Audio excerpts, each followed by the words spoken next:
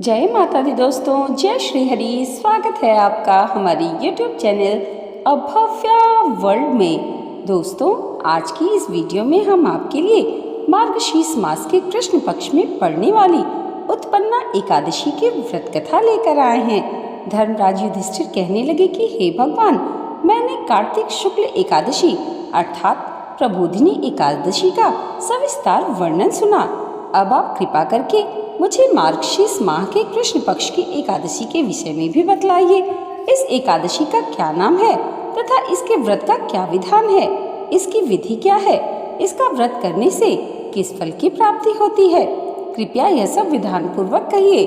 भगवान श्री कृष्ण बोले, मार्गशीर्ष माह के कृष्ण पक्ष में आने वाली इस एकादशी को उत्पन्ना एकादशी कहा जाता है। यह व्रत शंखोद्वार तीर्थ में स्नान करके भगवान के दर्शन करने से जो फल प्राप्त होता है उसके बराबर पुण्य मिलता है। व्रत करने वाले भक्त को चोर, पाखंडी, पर स्त्रीगामी, निंदक, मिथ्याभाषी तथा किसी भी प्रकार के पापी से बात नहीं करनी चाहिए। इसका महात्म मैं तुमसे कहता हूँ, ध्यान पूर्वक सुनो। युधिष्ठिर कहने लगे, हे भगवान, आपने हजारों यज्ञ और लाख गोदानों को भी एकादशी व्रत के बराबर नहीं बताया, सो यह तिथि सब तिथियों से उत्तम कैसे हुई? कृपा करके मुझे बतलाइए। भगवान कहने लगे, हे युधिष्ठिर, सतयुग में मूर नाम का दैत्य उत्पन्न हुआ। वह बड़ा ही बलवान और भयानक था। उस प्रचंड दैत्य ने इंद्र, आदित्य, वसु, वायु, अग्नि आदि सभी देवताओं को पराजित करके भगा दिया। तब इंद्र सहित सभी देवताओं ने भयभीत होकर भगवान शिव से सारा वृत्तांत कहा और बोले, हे कैलाशपति, मूर दैत्य से भयभीत होकर सब देवता मृत्यु लोक में फिर रहे हैं। तब भगवान शिव ने कहा, हे देवताओं, तीनों लोकों के स्वामी, भक्तों के दुखों का नाश करने वाले भगवान विष्णु की शरण में जाओ, वे ही तुम्हारे दुखों को दूर कर सकते हैं। शिव जी के ऐसे वचन सुनकर सभी देवता क्षीर सागर में पहुँचे। वहाँ भगवान को शयन करते देख हाथ जोड़कर उनकी स्तुति करने लगे कि हे देवताओं द्वारा स्तुति करने योग्य प्रभु, आपको बारंबार नमस्कार है। देवताओं की रक्षा करने वाले मधुसूदन, आपको नमस्कार है। आप हमारी रक्षा करें। दैत्यों से भयभीत होकर हम सब आपकी शरण में आए हैं। आप इस संसार के कर्ता, माता पिता, उत्पत्ति और पालनकर्ता और संहार करने वाले हैं। सबको शांति प्रदान करने वाले हैं। आकाश और पाताल भी आप ही हैं। सबके पितामह ब्रह्मा, सूर्य, चंद्र, अग्नि, सामग्री, होम, आहुति, मंत्र, तंत्र, जप, यज्ञमान, यज्ञ, कर्मकर्ता, भोक्ता भी आप ही हैं। आप सर्वव्यापक हैं। आपके सिवा तीनों लोकों में चर तथा अचर कुछ भी नहीं है। हे भगवान, दैत्यों ने हमको जीतकर स्वर्ग से भ्रष्ट कर दिया है और हम सब देवता इधर उधर भागे भागे फिर रहे हैं। आप इन दैत्यों से हम सबकी रक्षा करें।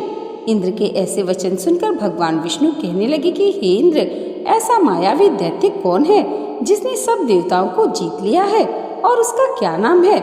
उसमें कितना बल है और किसके आश्रय में है तथा उसका स्थान कहाँ है? यह सब मुझसे कहो। भगवान के ऐसे वचन सुनकर इंद्र बोले, भगवान, प्राचीन समय में एक नाड़ी जंग नामक राक्षस था। उसके महापराक्रमी और लोक विख्यात मूर नाम का एक पुत्र हुआ। उसकी चंद्रावती नाम की नगरी है। उसी ने सब देवताओं को स्वर्ग से निकालकर वहां अपना अधिकार जमा लिया है। उसने इंद्र, अग्नि, वरुण, यम, वायु, ईश, चंद्रमा, नैऋत्य आदि सबके स्थान पर अधिकार कर लिया है। सूर्य बनकर स्वयं ही प्रकाश करता है, स्वयं ही मेघ बन बैठता है और सबसे अजेय है। हे असुर निकंदन, उस दुष्ट को मारकर देवताओं को अजेय बनाइए।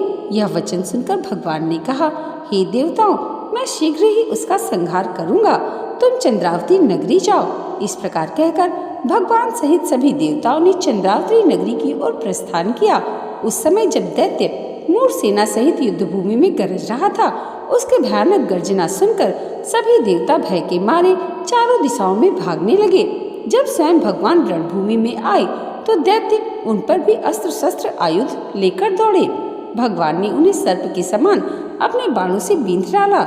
बहुत से दैत्य मारे गए, केवल मूर बचा रहा। वह अविचल भाव से भगवान के साथ युद्ध करता रहा।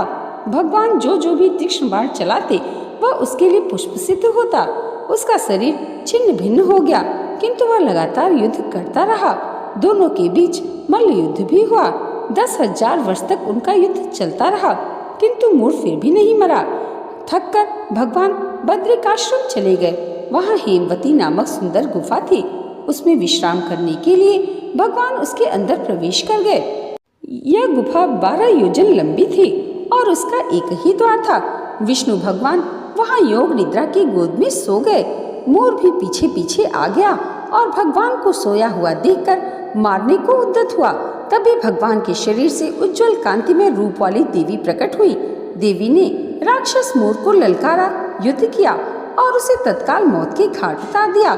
श्री हरि जब योग निद्रा की गोद से उठे तो सब बातों को जानकर उस देवी से कहा कि आपका जन्म एकादशी के दिन हुआ है, अतः आप उत्पन्ना एकादशी के नाम से पूजित होंगी। आपके भक्त वही होंगे जो मेरे भक्त हैं। और देवी से वरदान मांगने को कहा। तब एकादशी देवी ने मांगा कि जब भी कोई मेरा उपवास करे तो उसके समस्त पापों का नाश हो। तब भगवान विष्णु ने एकादशी को वरदान दिया कि आज से प्रत्येक मास की एकादशी का जो भी उपवास रखेगा उसके समस्त पापों का नाश होगा और विष्णु लोक में स्थान मिलेगा। मुझे सब उपवासों में एकादशी का उपवास प्रिय होगा। जय जय श्री हरि। दोस्तों, आज की ये वीडियो अगर आपको अच्छी लगी हो तो कमेंट बॉक्स में जय श्री हरि ज़रूर लिखिएगा और इसे लाइक, और हमारे चैनल पर पहली बार आए हैं तो सब्सक्राइब करना मत भूलिएगा। भगवान श्री हरि की कृपा आप सबके जीवन पर सदैव ऐसे ही बनी रहे, इसी मंगल कामना के साथ मिलते हैं अगले वीडियो में। तब तक के लिए जय माता दी, जय श्री हरि।